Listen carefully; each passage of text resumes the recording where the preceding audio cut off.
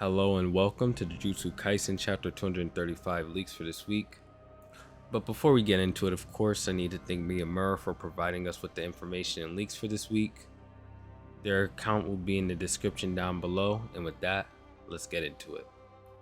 The chapter begins with Gojo completely regrowing his right hand as Agito gets completely crushed in the background.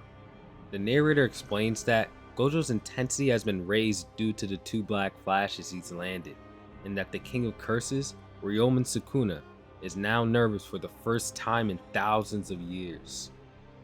And boy oh boy, when I say Gojo looks so awesome here as he does in every chapter, he certainly does. With Gojo being amped from the previous two black flashes, he's able to land his third on Mahoraga, and then he gets to Sukuna trying to run away, and Sukuna looks extremely nervous here. And as Sukuna tries to punch Gojo, Gojo's able to block it, and then he throws Sukuna towards Mahoraga and lands his fourth black flash. Mahoraga is able to block the black flash from hitting Sukuna, but in turn is blown away from it. So we can really see here that Gojo's landed his first black flash, and thus he'll be able to just hit a bunch of them after. This is Gojo we're talking about. We can probably see like 10 this chapter. And also, since he's landed a black flash, he's amped at 120% of his power. Meanwhile, Sukuna seems to just be running away and drained from the fight. It really looks like Gojo has the edge here, and by a lot. Back to the leaks though. Gojo then begins to chant for his next attack. Sukuna judges that it might be the curse technique reversal red, and plans to have Mahoraga tank it and make it adapt to red, just to be reassured. But instead of firing at Mahoraga, Gojo shoots red upwards, sensing that something is wrong. Sukuna screams at Mahoraga to act quickly. And what Gojo's doing here is taking the previous blue that he shot for Agito and he's shooting a red towards it so it can make it purple. I'm just guessing this. I'm making this video as the leaks drop. So if I'm right, I want a pat on my back, bro. I really hope that's what's going on here. So with that being said, Mahoraga chases after red, but ahead of it, the blue that crushed Agito was still around. Mahoraga is ordered to not allow red to clash with the blue, and has to destroy blue with its adaptation. But just before Mahoraga attempts to destroy the blue, Gojo appears in between and punches Mahoraga out of the way. Sukuna tries to stimulate red and make it explode with piercing blood, doing anything he possibly can at this point to prevent it from clashing with the blue. This makes Gojo attack Sukuna as well, but he tells Gojo that he was late because the piercing blood was already launched towards the blue. But Gojo calmly begins to chant, which enhances the blue in a short period, and due to this, Sukuna's attack does not affect blue whatsoever. And I really gotta say that's fire. The fact that Gojo can enhance the attack while it's being shot off to make it even stronger, as opposed to just chanting in place and waiting to launch off the purple like he did against Sukuna. I kind of wonder why he just didn't do what he did here for that initial purple to begin the battle, but who knows.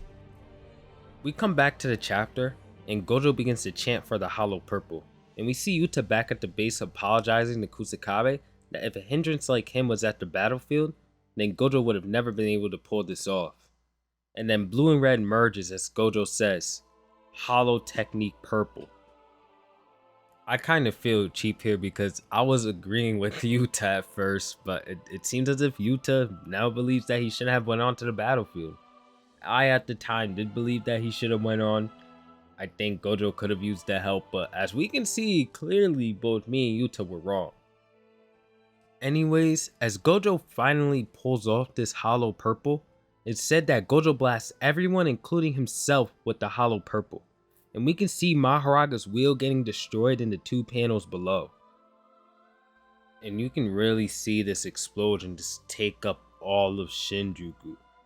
And yo, this is truly, just something I didn't expect. We then see the aftermath of the blast. A part of the city is destroyed and Sukuna's ragged and torn apart.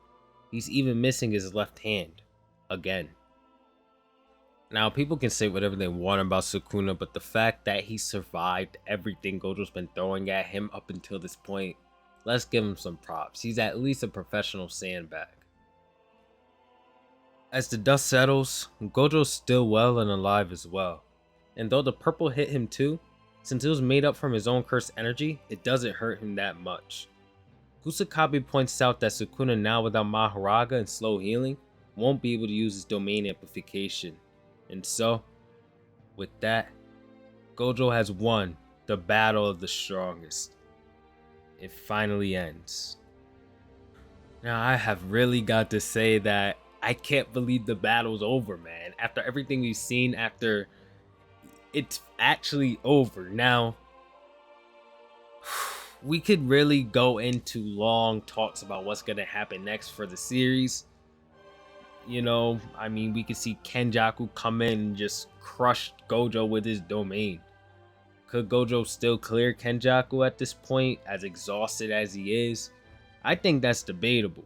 We'd have to see. Matter of fact, let me know what y'all think about that. If Kenjaku were to pull up right now, full health, all that, could he clear out Gojo the way that Gojo is right now? This also shows to me that we're gonna get more from Sukuna as this series goes on. I don't know about Gojo, but I'm pretty sure we are getting more of Sukuna and we're gonna see Sukuna fight again. He has tons of loose story ends with a lot of characters such as Yuji, and Yuji Tadori that we obviously have to see conclude. And another thing is we haven't seen all of Sukuna's curse techniques here. I'm surprised that we didn't see Sukuna's trump card either. He probably just didn't get the chance to activate it, but that's completely his fault. He should have been holding back against Gojo if he was in the first place. That's his mistake as a sorcerer, and you can't use that as something against Gojo. Gojo won this battle fair and square, and again, this was probably one of the best fights, if not the best fight in Shonen. A lot of nostalgia heads are gonna hate me for saying that, but I think the evidence is there. This is most likely the top one fight in all of Shonen.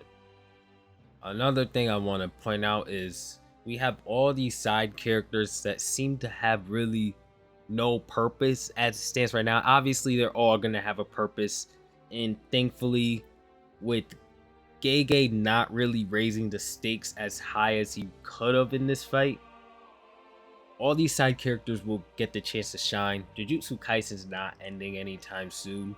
It could be in its final big saga, but a final saga tends to last years, right? So I'm really happy with this chapter. I'm really happy with how everything went. I think that GEGE Akutami handled this fight perfectly, with both Gojo and Sukuna coming out alive. I think, in my opinion, what I said earlier, I think it is going to happen. I think Kenjaku's going to pull up and fold Gojo and then dip with the rest of the evil Justice League, and they'll prep for the final saga there. But anyways, you know, it's 2 a.m. where I'm at. I'm so tired. I'm exhausted. Thank you for watching all the way through. I will see you guys in the review where I really get into thoughts, in-depth, like summaries, all that. And of course, get some rest, guys, if you're up this late. Peace.